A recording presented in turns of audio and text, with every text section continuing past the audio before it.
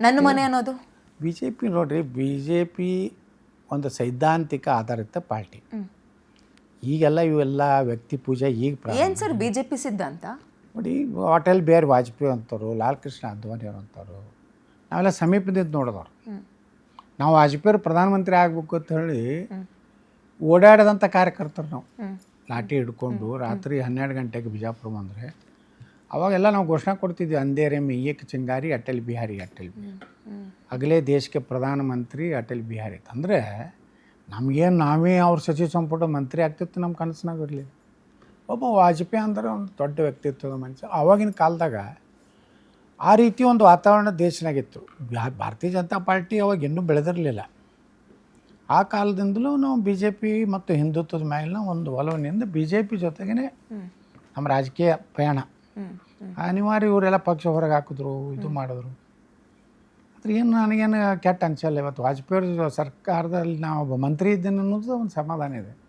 ನೀವು ಹೇಳೋ ಪ್ರಕಾರನೇ ನೋಡೋದಾದ್ರೆ ಧರ್ಮ ಸೋಲ್ತು ಅಂತ ಹೇಳಬೇಕು. ಹಾಗಾದರೆ ಅಧರ್ಮನೇ ಗೆಲ್ತು ಅನ್ಬೇಕು ನಿಮ್ಮ ಪ್ರಕಾರ, ನಿಮ್ಮ ವ್ಯಾಖ್ಯಾನ ನೋಡೋದಾದ್ರೆ? ಅಧರ್ಮ ಅನೇಕ ಬಾರಿ ಸೋತಿದೆ ರೀ.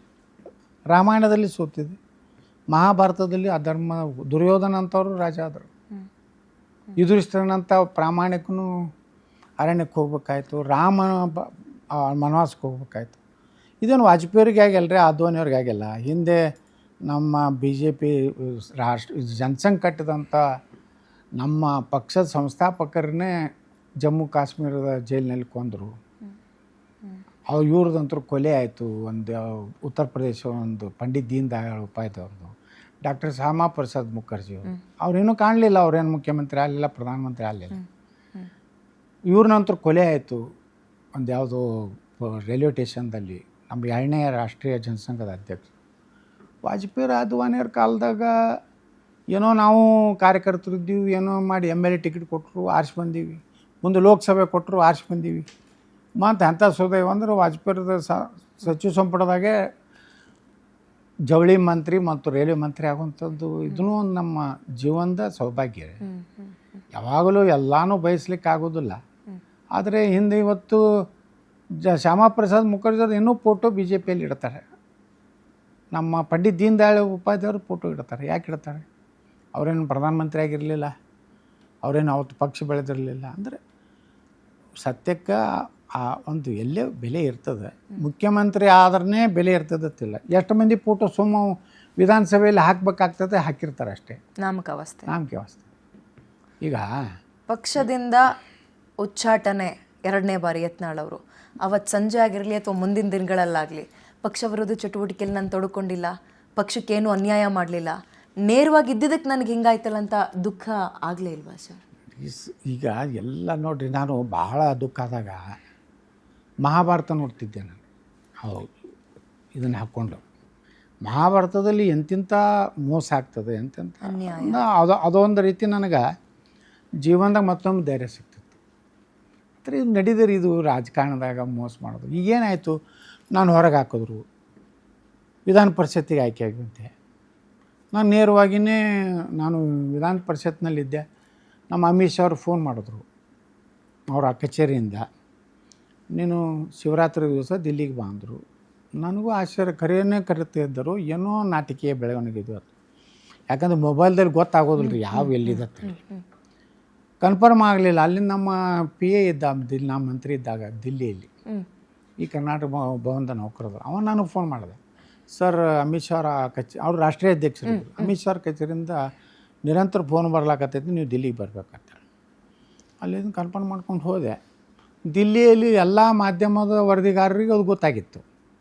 ಅವ್ರಿಗೂ ಎಲ್ಲ ಡೌಟು, ಈ ಸುಮ್ಮನೆ ಯತ್ನಾಳ್ ಹೇಳ್ಕೊಂಡು ಹೋಗ್ತಾನಂದ್ರೆ. ಅದು ವಿಚಿತ್ರ ಅಂದರೆ ಎಷ್ಟು ವಿಚಿತ್ರ ಇತ್ತಂದರೆ, ನಂದು ಪರಿಸ್ಥಿತಿ ದಿಲ್ಲಿಗೆ ಹೋದೆ ನಾನು. ಅಲ್ಲಿ BJP ಕೇಂದ್ರ ಕಚೇರಿಗೆ ಹೋದೆ.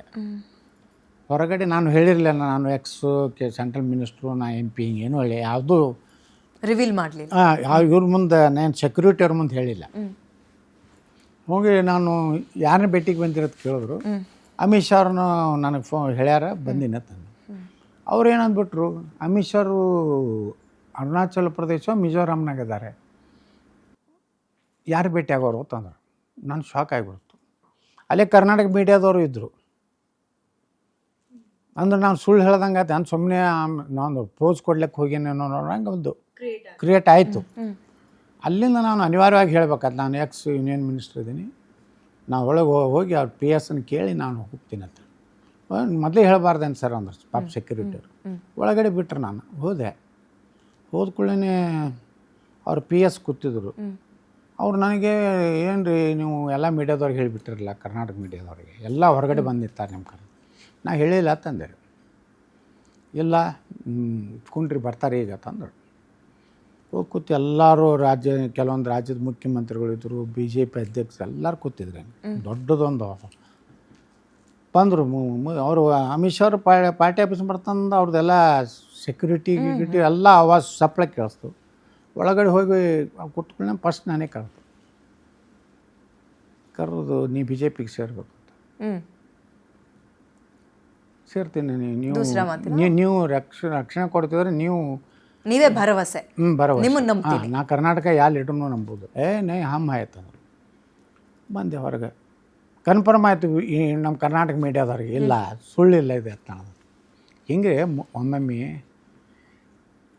ಈಗೂ ಯಾರು ನಮ್ಮ ದಿಲ್ಲಿ ಇರಲಿ ಯಾರೇ ಇರಲಿ, ಯತ್ನಾಳ್ ಒಳ್ಳೆಯ ಮನುಷ್ಯ, ಆದರೆ ಭಾಳ ನೀವು ಹೇಳಿದ್ರಲ್ಲಿ ವಿವಾದಾತ್ಮಕ ಹೇಳಿಕೆ ಕೊಟ್ಟು ಹಾಳಾದ ಕಾಂಟ್ರವರ್ಷಿಯಲ್.